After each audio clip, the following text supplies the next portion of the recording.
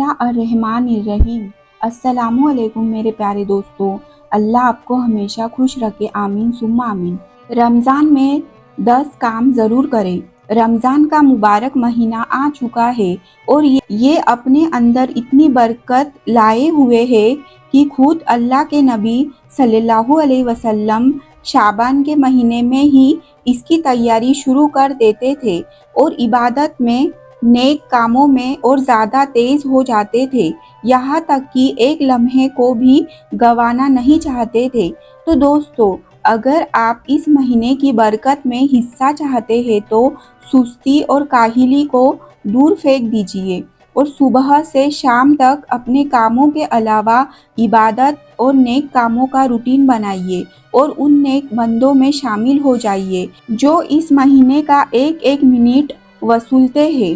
Number 1، سچے دل سے تمام گناہوں سے توبہ کرنا اور خوب توبہ و استغفار کا اہتمام کرنا۔ پہلا تو استغفار پڑھنا اور دوسرا ہے کہ اپنی دعاؤں میں اللہ سے اپنے کیے ہوئے گناہوں کی معافی چاہنا، یہ دھیان میں رکھتے ہوئے کہ کیا معلوم اگلا رمضان ہمیں نصیب ہو کہ نہ ہو۔ نمبر 2، روزہ رکھنے اور تراویح پڑھنے کا پورا اہتمام کرنا۔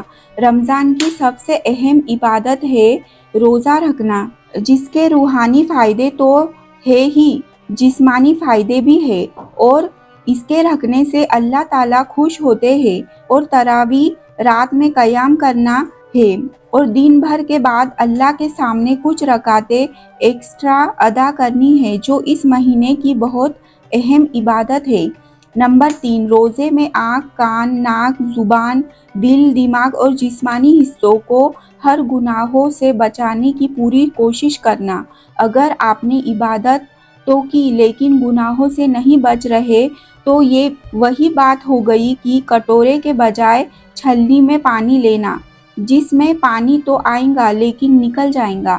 ویسے ہی ایک طرف نیک عمل تو کرتے رہے لیکن دوسری طرف گناہوں سے نیک اعمال کو برباد کرتے رہے۔ نمبر 4، باجماعت نماز کا اہتمام کرنا۔ جماعت کے ساتھ نماز ادا کرنے کا حکم تو پورے سال ہے اور حدیث میں اس کی تاکید آئی ہے کہ اور خاص کر رمضان میں تو اس کا ثواب کئی گنا بڑھ کر ملتا ہے، اس لیے کاموں میں مشغول ہو کر اس سے محروم نہ رہے۔ نمبر 5، اشراق، چاشت، اوابین، صلاۃ التسبیح، تحیۃ المسجد اور تہجد کا معمول بنانا۔ فرض نماز کے علاوہ بہت ساری نفل نماز ہے جس کی ادائیگی سے ہم اپنے رب سے اور بھی زیادہ قریب ہو سکتے ہیں، اور رمضان میں تو عبادتوں کے لیے بہانہ ڈھونڈنا چاہیے اور کسی بھی طرح کی کوتاہی نہیں کرنی چاہیے۔ نمبر 6، رسول اکرم صلی اللہ علیہ وسلم کی تعلیمات مطالعہ کرنا۔ ہمارے آقا حضرت محمد مصطفیٰ صلی اللہ علیہ وسلم نے ایک مسلمان کو نیک اور سچی زندگی گزارنے کے لیے کیا سبق دیا ہے، اس کو پڑھیں اور حدیث پڑھنے اور اس پر عمل کرنے کو روزانہ معمول بنائیں۔ نمبر 7، قرآن کریم کی جتنی تلاوت ہو سکے کرنا۔ ایک تو خود قرآن کی تلاوت کے ہی بہت سارے فائدے ہیں، دوسرے رمضان کا قرآن سے ایسا رشتہ ہے کہ اللہ نے رمضان میں ہی قرآن اتارا اور جتنے بھی بزرگان دین اب تک رہے وہ رمضان میں قرآن سے اپنا تعلق مضبوط بنائے رکھتے تھے اور زیادہ تر وقت قرآن کی تلاوت کرتے رہتے تھے۔ کم سے کم ایک آیت کا ترجمہ اور تفسیر بھی پڑھنا اور اگر ہو سکے تو تلاوت کے ساتھ اس کا ترجمہ بھی پڑھ لینا۔ چلتے پھرتے لا الہ الا اللہ محمد رسول اللہ کا ورد کرنا، کبھی کبھی پورا کلمہ پڑھ کر درود شریف پڑھنا۔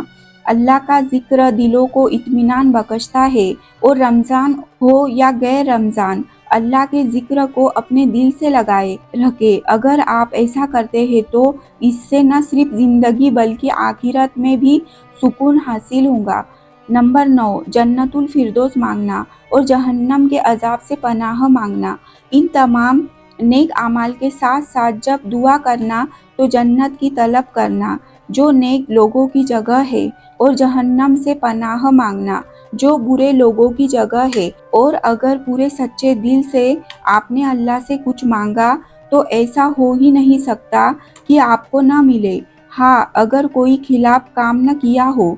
नंबर 10, सदका करना, अल्लाह की राह में खर्च करना और गरीबों को इफ्तारी व सेहरी में शामिल करना एक बहुत ही नेक काम है। और सदका करना तो वैसे ही माल बढ़ता है, तो अगर आप सदका करते रहे तो इंशाअल्लाह इस महीने का असर आपको पूरे साल पर दिखने लगेगा। अल्लाह हमारी कमज़ोर इबादतों और नेक तमन्नाओं को कबूल फरमाए। आमीन सुम्मा आमीन। दोस्तों, इस बेहतरीन वीडियो को लाइक करके चैनल को सब्सक्राइब ज़रूर करें। शुक्रिया। अल्लाह हाफ़िज़।